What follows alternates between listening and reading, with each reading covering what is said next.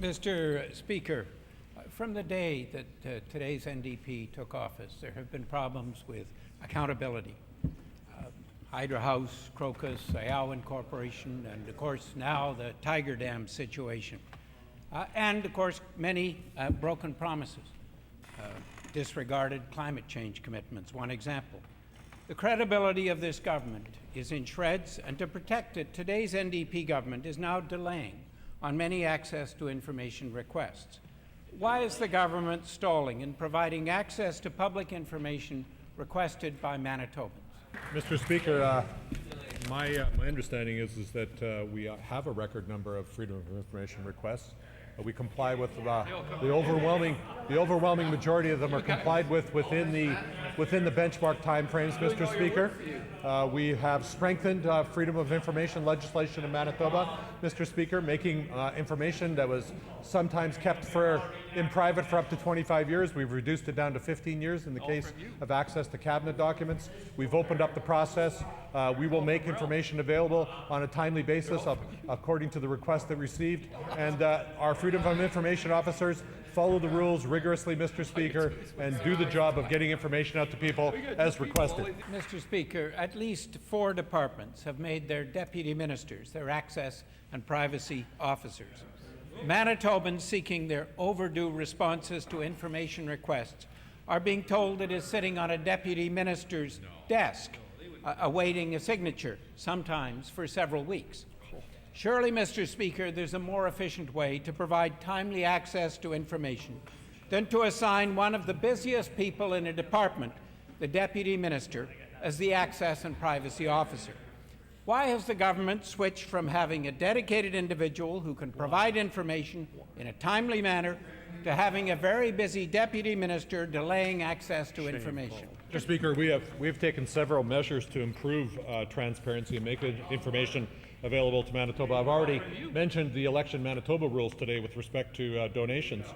In 2000, we extended the freedom of information legislation to public bodies, including municipal governments, school divisions, universities, and health regions.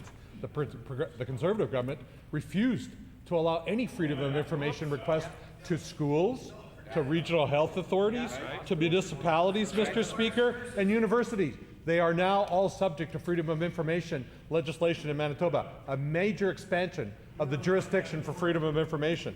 We were the first to bring in whistleblower protection in Manitoba, Mr. Speaker, and we have modernized that legislation after 5 years. First to bring it in, first to update it, Mr. Speaker. All the members have to do is pass it, and it will be strongest legislation in the country, Mr. Speaker. We brought in the Office of the Lobby, a lobbyist registry, Mr. Speaker, to make sure it's an independent office and there's disclosure of lobbying. And I have further information to convey in the next question, Mr. Speaker. Mr. Speaker, a request for access to information about the sale of the property registry to Terranet was responded by with a quote for $975 because there was so much information to find.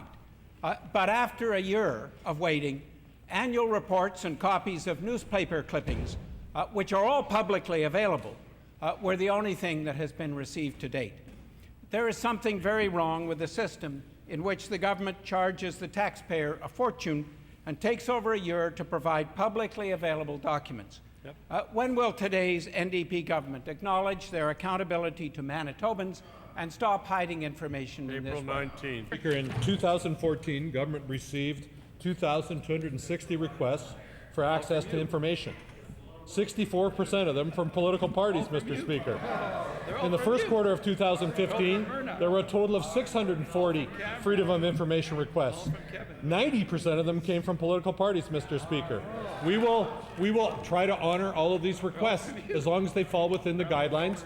This is adjudicated by civil servants that are trained in the skills of handling the freedom of information legislation, Mr. Speaker. If the member has a very specific request that he feels has been mistreated and not treated with properly, he can take that to the Ombudsman. The Ombudsman will review that and bring back a ruling and a set of recommendations, Mr. Speaker.